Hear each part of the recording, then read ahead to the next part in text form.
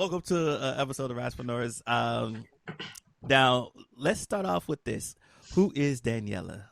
And I know that's a deep question, but you can give me whatever version you want. You can take me down the journey of becoming like Michelle Obama, or you can start with the business version. Who is Daniella? So I'm gonna give you the everything version. So Daniela is the mother to a 5-year-old. I am a wife. I am a multi-award winning entrepreneur and founder of She's the Boss International. I am a British born Jamaican of African ancestry, a lover of music and a lover of food. I would say that encompasses everything that is important to me and describes who I am. Mm-hmm. All right. Okay. So with all that food in the house, I imagine that because I grew up around Jamaica, so I grew up on a spice bun and cheese, the curry goats, the rice and peas, and then I also had some Nigerian foods. You got the fufu and the pounded yam. I must say your household must be has a flavor palette like none other. Like what is a dinner like? Yeah, yeah. So my husband is Nigerian. So an adopted Nigerian. I also did my ancestry last year to determine that I am 47.7% Nigerian, which was quite an emotional experience actually. Um, Wow. yeah, because all of the times I've been with my husband, he's always said, "I think that you're probably Nigerian." I'm like, "Yeah, I think I'm Ghanaian actually," but it turns out I'm mostly Nigerian with a bit of Kenyan and Sierra Leonean mixed into that. But I identify obviously because I was raised as Jamaican. So yeah, in our house we have a lot of Jamaican food because I'm the Jamaican one and I do the most of the cooking. But we might have a curry chicken or a curry mutton with jollof rice on the side and obviously plantain. We call it plantain, they call it plantains. It's plantain for me. Um, but we can't speak about Nigeria and Jamaica without talking about the plantain issue. But yeah, like food, music. My daughter has, I think, a very rich cultural experience. She speaks a bit of Patois, but she also speaks and understands Yoruba, which is my husband's language, as well as Right. Pidgin, which is the kind of Patois version, I guess, that Nigerians speak. So yeah, Right. it's an amalgamation of both cultures. Then you add in the British bit. So with our dinner on a Sunday, we may have the jollof rice, we may have the curry mutton, but then we might also have Yorkshire puddings, which is something that is very British. Right. Do you guys ever have the jollof rice debates? Who where to get the Oh no, best it's jollof? obviously Nigerians make the best jollof. Like it's just a given. If we're gonna, the debate that we have is which is better, jollof rice or rice and peas. Right. And if I'm honest, and Jamaicans don't hate me, I have to say jollof rice because you can eat jollof rice just on its own, whereas Uh-huh. I feel like with rice and peas you have to eat it with something. Right. Um, so yeah, that's the debate that we have. Okay. But I can see that. I can see that. So now, how did Jamaicans get to the UK? Give me that story. so the Windrush, it was during the Windrush period. So Jamaica was a colony of the United Kingdom. So the Queen was the head of state. In fact, I think the Queen still is the head of state. Um, so a lot of Jamaicans were under the impression that England was the mother country. And after the war, Second World War, England needed to rebuild. They didn't have enough bodies, so they put a call out to all of their colonial countries and said, "We want you to come over and help rebuild." So a lot of Jamaicans heard that call, my grandparents included, and thought that the streets were lined with gold and decided to make that boat trip over here. The streets weren't lined with gold, they were lined with snow and racism, which they very quickly worked out. Hmm. Signs in the windows saying no Irish, no dogs, no blacks is what greeted them.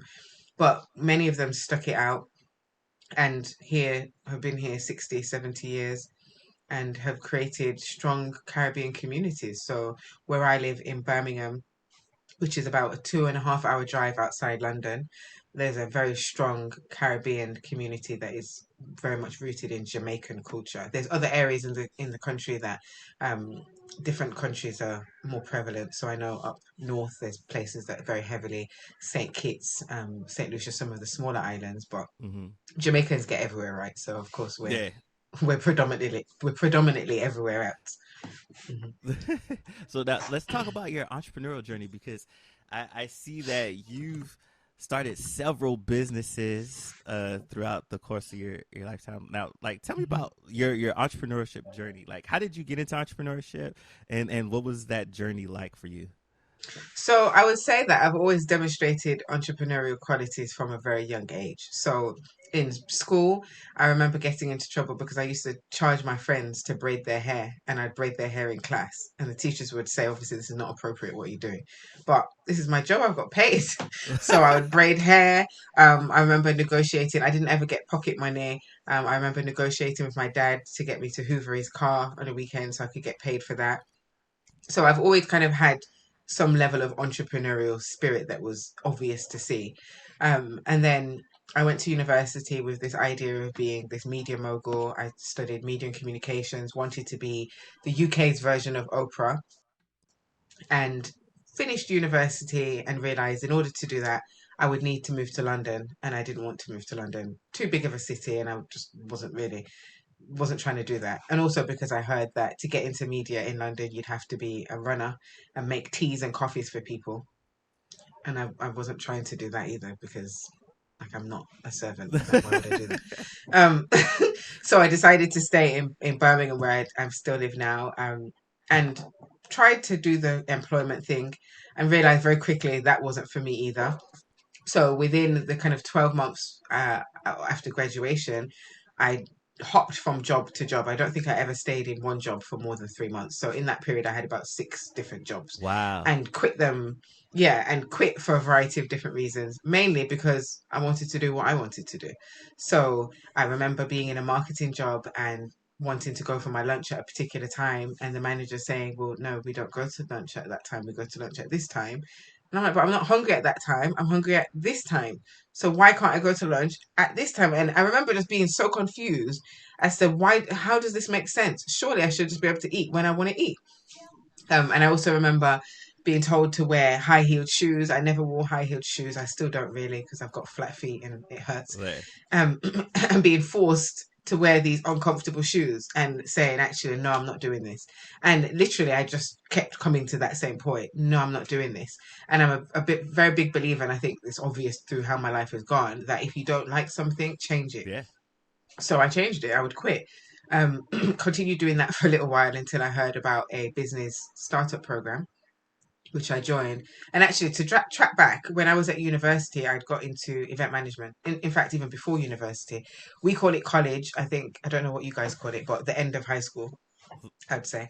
Um, I think we so call when I was, it's the same thing for us. College and university is the end of high school for us, but I understand what you're saying.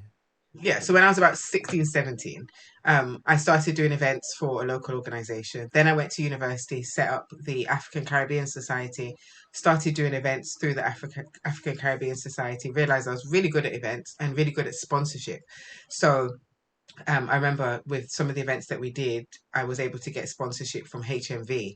And I don't know, did you guys have Alizé over there, the Yeah, drink? we had I don't know. Alizé. It was popular for Yeah. like I want to say in the '90s when at the height of hip hop in the '90s, Alizé was very popular. Oh, it was a little later for us. It was the early 2000s.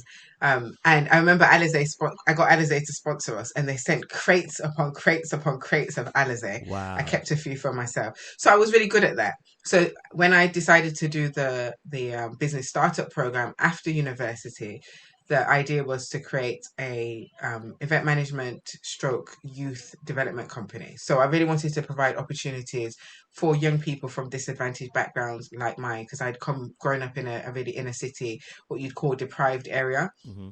And I felt that I had a lot of talent, both musically, but also just generally, like I was good at things. But there wasn't really many outlets or opportunities. So I set up this business with three friends out of university. And within the first 12 months, all three of the friends had left and I was the last man standing. Hmm. You can make of that what you will, but I would say it's because I was the only one that had the heart and passion for business. um, so I continued with the business, was focusing on event management, and so event management, like celebration events, and then providing training and development opportunities for disadvantaged young people who would then perform or help to co-create the events. And that's how the business model was supposed to work. So it was like a non-profit which, well, I say for more than profit, and managed to grow that business to 8 members of staff, turning over 6 figures, but then realized quite quickly that the business model was not sustainable Mm, because we were building the business, not focusing on getting event management contracts to pay us to do the training, but actually we were getting funded to do the training from a variety of different funding bodies. mm-hmm, I realized I was really good, a similar, in the same way that I'd been good at getting sponsorship. I had a really, I always used to say I've got the magic pen mm-hmm, because I was able to write funding applications and get yeses after yeses after yeses. So within maybe like an 18-month time frame, I'd raised £250,000 of funding for mm-hmm. the business, which then enabled me to grow, get my office, and do a variety of different things. Was winning awards left, right, and center. There was a period where I was winning an award like multiple times a month. Wow, you really did have the magic Um, pen. yeah, I was doing really well. I was doing speaking engagements. I was being featured in the media. I was on the TV, the BBC radio, which is really big over here. They featured me in a series. So I was living the dream essentially, and then I wasn't. So different things started to happen, and I realized that we weren't generating enough income. When programs and projects would finish and the funding finished, then I would lose a member of staff. So seeing that that was happening, I then started to look at how do I refine the business model. Went on an investment program. Well, no, first I went on a growth program with Goldman Sachs, 10,000 Small Businesses, Mm-hmm. a program that I don't think I had the credentials for, but I think they just appreciated my kind of vitality and I think I talked a good game. So they let me on. Yeah, Realized if I you wrote need, an application, being that you had the magic pen, you probably wrote yourself in there. yeah, I did. That's pretty much what happened. And then realized from off the back of that, I needed some investment, went on an investment program, secured investment for the business, a 6 figure investment that was being match funded. Well, it was a 5 figure investment that was match funded by the investment program themselves and a local council, which then would have led to a 6 figure like investment in the overall. And then the investors pulled out and said, actually, come back in 6 months when you've hit this sales goal. Mm-hmm. And at that point, I was heavily pregnant. And I still say to this day that I think it was because I was pregnant, but I can't prove it. Yeah. So whatever. But also, my mum was in intensive care in another city. So I was having to be kind of up and down the motorway visiting her. And I had 1 member of staff at this point. So I'd gone from 8 members of staff to 1 member of staff. So I knew that I wasn't going to be able to hit the revenue target and then made the decision actually maybe I need to close this business. And then randomly this guy appears. Everybody always asks where he came from, and I don't really have a definitive answer. I don't know. Mm-hmm. But he said he was looking for a business like mine that had the track record that mine did, and he purchased the business off me. And that gave me kind of a bit of breathing space whilst I had the baby to kind of regroup and work out what I wanted to do. In the middle of that, I got married. As I said previously, my husband was Nigerian. Found lots of obstacles when trying to plan our wedding and realized that there was a huge gap in the market for wedding planners to support cross cultural marriages. So I set up a business a couple of years after starting the first one and was doing that. But at the point that I sold the first business, my business partner brought me out of the second business because I realized actually I've got this newborn baby. Do I want to go to wedding fairs and weddings every weekend? No, I don't.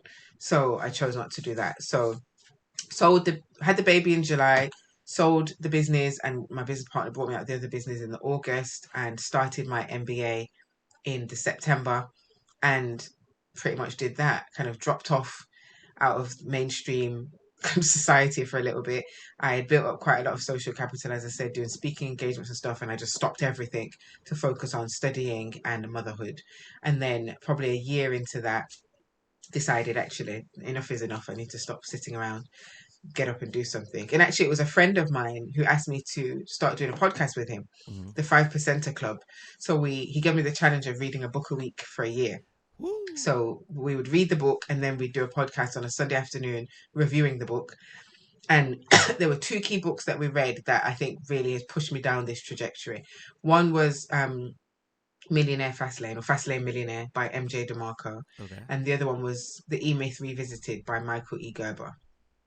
and read those two books, completely changed my whole perspective. And then I said, right, I know what I want to do.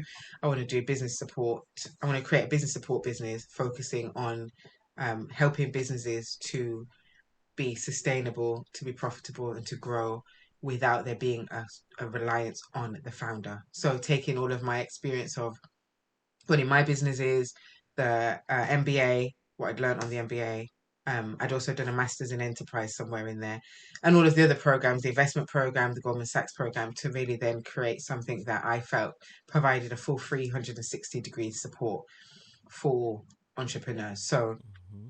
initially it was for female entrepreneurs specifically, and I initially launched as Genas Enterprise Consultant, but then I relaunched and rebranded in 2019 under the name She's the Boss. I had started my She's the Boss podcast, Mm-hmm.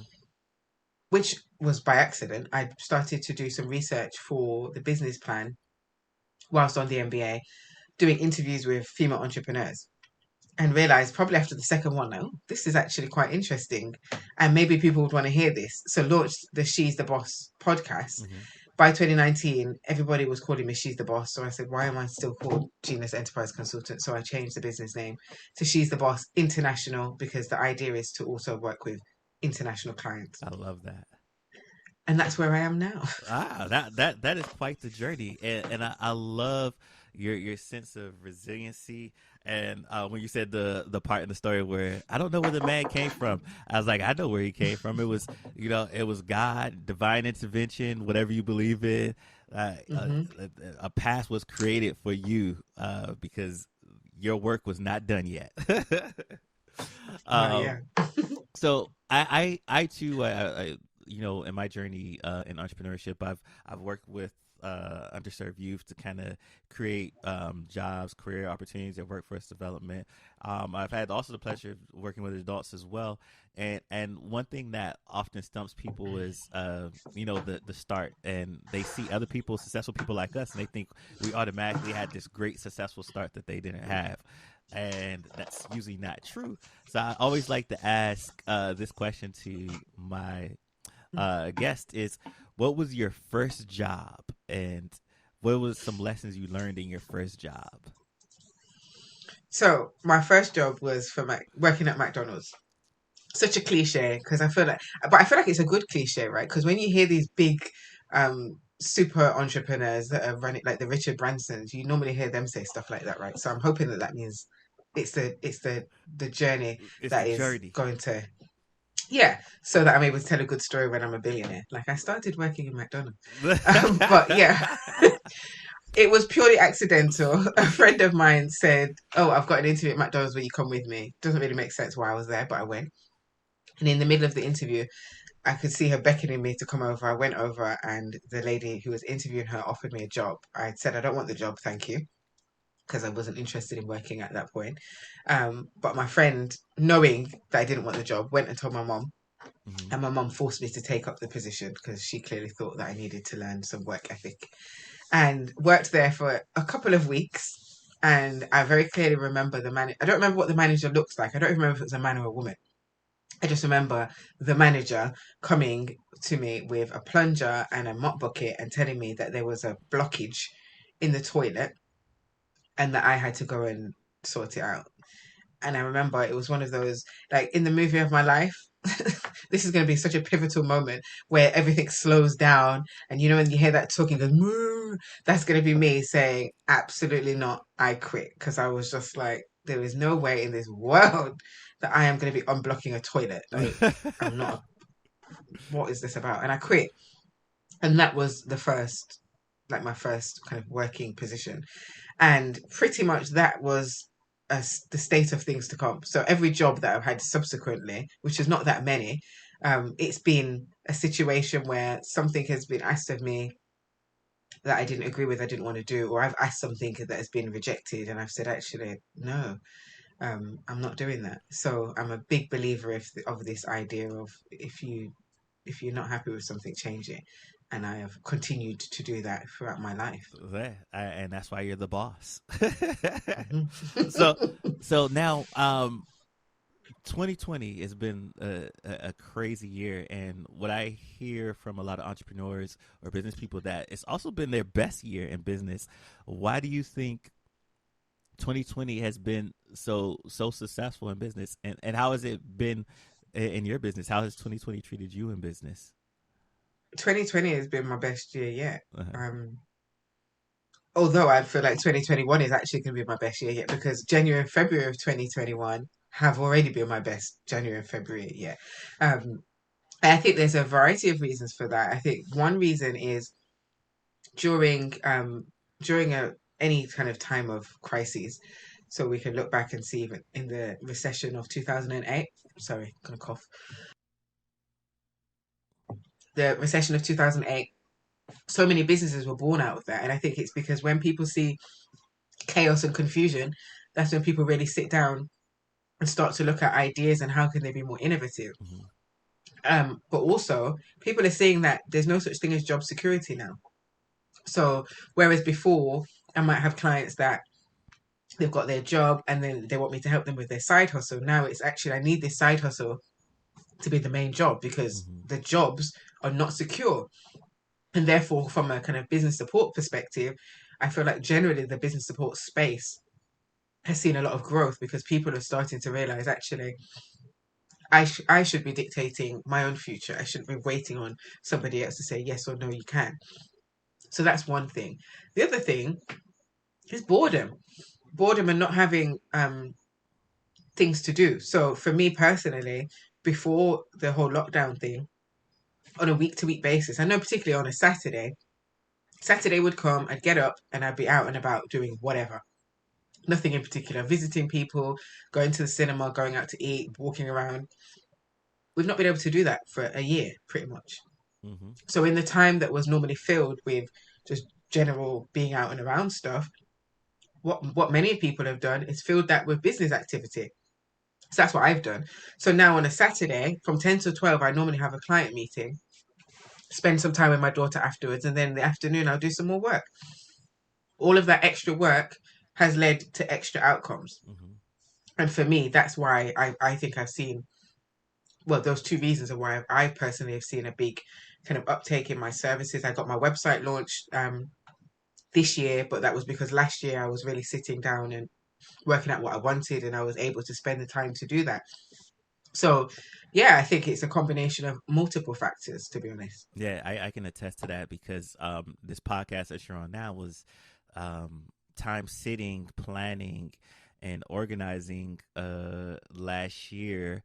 After people said, "Oh, you should start a podcast," and then I finally came around to the idea, and I was like, "You know what? I should start a podcast that really highlights, Black entrepreneurship and just amazing people in the nonprofit or the art space just creating things and allow us to kind of share our stories and tell our stories because so many of those stories are not being told, and this could be Hmm. the blueprint or the inspiration to somebody out there who needs it. um with that being said, I remember having a heated debate and discussion on Clubhouse probably I want to say a month or two ago with a good friend of mine, and we were talking about Black women in business, and there was this study or that was done, and there was data around the study how Black women are just crushing it in entrepreneurship, and they are the highest leaders in entrepreneurship over the past 5 years, higher than any group or other race of people, and really surpassing Black men by a very wide margin. And so when you were Hmm. talking about jobs security, I imagine that's one of the things that sets in place for that growth in entrepreneurship. But what would you say is the leading reason why, especially specifically Black women are so high up the echelon in starting their own businesses and doing their own thing? Hmm. I think there's a variety of reasons. One of them, I think, is because as women and Black women, we have to deal with two issues. So we deal with racism and we deal with sexism within the workplace. So what does that mean? It means that often we can be overlooked for opportunities for promotions, whilst our counterparts are given those opportunities for being half as good as us. We have to work, and this is such a cliche, but it's true. Often we have to work twice as hard to be given the same level of respect or opportunity as white women, and even more so white men. And therefore, for a lot of women, black women, it is this idea of, do I want to stay here where I'm possibly not wanted and can't get any further, and I have all of these skills, all of this education, all of this experience, but it's not going to be valued? Or do I go it alone and work this out for myself in an environment that is going to be much more conducive, where I'm not going to have to conform, change how I wear my hair, change how I speak, change how I, even what I take in for lunch? Because I know this is something that I've heard so many black people generally say, like they take food to work and, oh, what's that? So a lot of people have chosen, actually, I'm going to step away from that. Also, black women who are mothers who have realized that actually the working world isn't, again, conducive to motherhood. We're not necessarily supported in the same way, and sometimes having a child is seen as an opportunity for organizations to continue to push you out when you're already being pushed out. Mm, So again, rather than be pushed out, I'm just going to step out and do my own thing. And I think that as black women, often as well, we have been raised in situations that have forced us to have kind of a hustle mentality. We take very small things and turn them into amazing things. mhm, And the same thing happens within our careers. So we have this experience, we've worked out how to hustle. So I've already said, for example, I used to charge people to braid hair at school. mhm, I think there's something inherent with us, within us, because of a lot of the time the start that we've had in life has facilitated our entrepreneurial traits. mhm, And then later in life, when kind of the systems stop us from reaching our true capabilities, mhm, we decide to just, okay, let me go and do it myself because I know I can. mhm. And I think that's really important. Yeah, I remember having this conversation earlier this year where he goes, "Well, don't you think your education prepare you to be successful and do the things that you're doing today?" And I had this thing. I was like, education helped me be disciplined, but the people that I'm talking to now, as far as business people that made millions, none of their playbook and strategies were from university that I learned. And now that Mm-hmm. I think about it, I don't know any university professor that taught business that has $1 million business or company. Mm-hmm. So Mm-hmm. there was some decorum there that I got from university that allowed me to learn the language, the vernacular, and the discipline. But the actual success part comes from the doing, the taking action, connecting with people who've already done it. At least to me. Mm-hmm. Do you find that to be true in your experience? I'm not gonna talk bad about university because I loved it. It was the greatest time of my life ever. But but I hear you. But this is also why I make the distinction between the career coach and me. And this is why I think I'm good at what I do, because I did go to university, but my undergrad was, I don't even really count that as anything in relation to what I'm doing now. Although I did media, so clearly my ability to speak and communicate and do that kind of thing was enhanced and supported with that degree. But my second degree, I started after I'd already started the business. So I think what makes, I think for me, both my MBA and my master's have really helped me think of business in a different way. But I think had I done them without having the actual live active experience, I don't necessarily think it would have been particularly beneficial. I think Mm-hmm. the two things have worked together. Mm-hmm. From the perspective of discipline, I think, yeah, definitely having deadlines and even my writing style, I think that's really helped in my kind of entrepreneurial career, because when I'm supporting clients, for me personally, for what I do, I have to write reports, I have to write strategies and stuff. So I need to understand that stuff. Mm-hmm. However, in my wedding business, was any of those things relevant? Not really. Like, Mm-hmm. no. And I also think the way I did it, where by starting the business and then adding the education on top, I think that that helped because I was able to take my education and look at where I'd made mistakes and look at it from an academic perspective and know, actually doing this next time, if I did this, this, and this, it would work, and it's worked. It's actually worked. So I would say university is great, But if you're trying to be a successful entrepreneur, I don't think it's essential. I think, as you said, doing it, connecting with the right people, learning. I think one of my biggest lessons has been through reading books. That's why I Mhm. have this bookshelf behind me, because I love to read. Yeah. Um, but when I was running my first business before I started my master's, I didn't read anything. I wasn't reading. And I think again, we kind of do this hustle, hustle, hustle thing. And the reason I think that the education piece is really useful, because it forces you to read. It forces you to sit down and kind of learn analytical skills and research skills, which you're not necessarily always going to get if you're just running a business, because we're Mhm. too busy to do that. So I don't think it's for everyone. And I agree that there's so many of these business professors that don't have a clue how business works in the real world at Mhm. all. Even the fact that the man on my course said, "Rich, what do you mean? What do you really want to do?" Like, if you really understood business, you'd understand that there is a possibility that I could be rich if I happen around upon the right service, the right products, and do my marketing correctly. There's like, I'm sure right now I'm earning more than him. Let's just put it that way. That and for all the universities out there listening, don't come for us. We're not saying university is bad.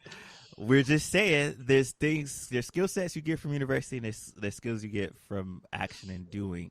And to highlight another conversation I was having with the fellas on a radio show that I do this week, we was talking about there's this phrase that I often use, and that my uncle gave to me one time. He says, "Don't let school get in the way of your education." Hmm. Meaning that you can literally get an education, the same education that you're trying to pay hundreds and thousands of dollars to the university that over here in America that students go into debt for, and they don't get the same return on their investment. You can get into a course and a book, maybe even come out with more of a return on your investment by paying $1,000 here to extract information and knowledge that you can use over here to set a six-figure business up, right? Yeah. And so there's so many different ways for you to get knowledge these days. Hmm. I would also like to say I used to, whilst I was at university, while I was running my first business for extra money, I was actually a university lecturer. So I will not say anything bad about universities, because they gave me some really good money for a couple of years. All right. So what's some advice you would give to someone who would like to start a career in your industry? Um, get assistance and support. I think for me, having mentors around me, having coaches that really kind of guided me, forced me to look at the way I was thinking about things, held me accountable for doing things that I said I was going to do, or things that I was scared of doing, really made a huge impact, and has made a huge impact on how I approach this whole entrepreneurship thing. I remember a few years ago, one of my mentors said to me, "How are you helping other people if you can't help yourself? You need Mm, to help yourself first, and then you can help as many people as you want, because you'll be pouring from a full cup as opposed to an empty cup." And that statement that she said had such a profound impact on me that it's really changed the trajectory of everything that I do. So I mm-hmm, think making sure that you've got the right support system around you is really key, and not just relying on friends and family, because friends and family are going to come at it from the perspective of trying to look after you and take care of you, because they love you. mm-hmm. And therefore, for example, in the case like my mom didn't she didn't want me to struggle financially. So as far as she's concerned, go and get a job. But actually going and getting a job wasn't a viable thing for Those me, who because have been hearing this, they're inspired. They want to get started. How do I start to link up, get that help, get that support, get access to your courses? Tell us, where can we go? Mhm. Where we can find, and what are you doing? So you can find me on my new shiny website, which I've just launched in January. I'm quite excited about it. So please visit www.she'sthebossintl.com. And I've got my brochure on there, full list of my services.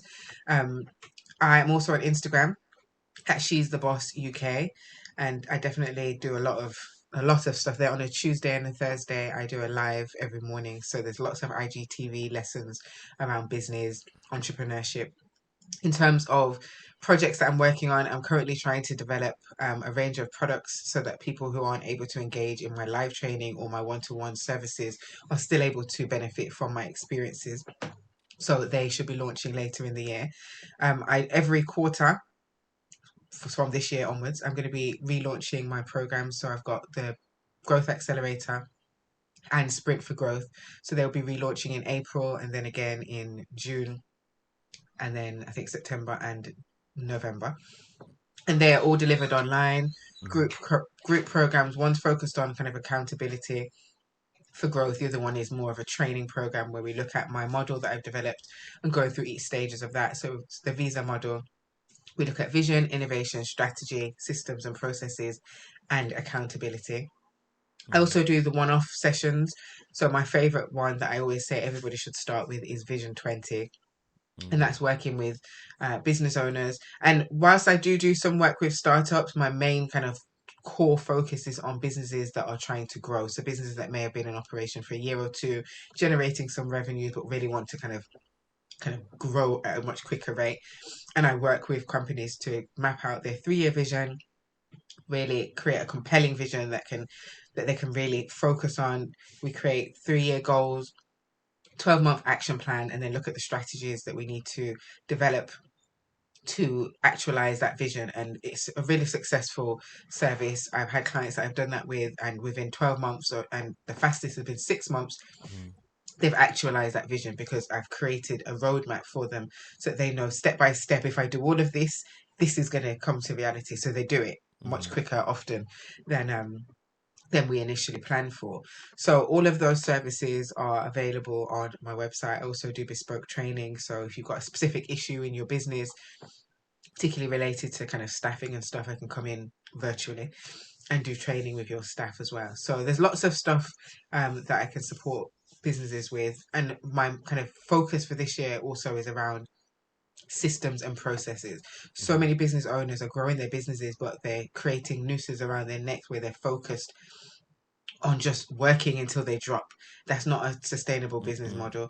The business cannot be wholly 100% reliant on you, because if we take you out of the business, there's no business left. Mm-hmm. So I've created something called Build My Business, where I map out all of the processes within a business, create an operations manual, a physical one and a digital one, Mm-hmm. look at automations and that kind of thing. And I'm going to be creating an app around that as well. So I'm quite excited about that. Nice. I can't wait for that app to drop because we definitely need it in 2021. Mhm. Well, I hope so. That's what's going to get me to that rich status. There you go. Ah. Well, Daniela, she's the boss. Like, what can I say? You giving us a wealth of knowledge. Don't worry if you didn't get a chance to write those links. I'm gonna get all the links. I'm gonna put those in the show notes so that you have them and you can connect with her so that you can start to elevate your life, elevate your business, put those processes in. Give them your life mantra one more time. Think big, take action, and keep pushing. So think big, take action, keep pushing. Danielle, it's been a pleasure. Thank you for coming on the show. And Thank I you. can't wait to see you become the true boss in business and tell us how to grow in our business. Thank you for having me.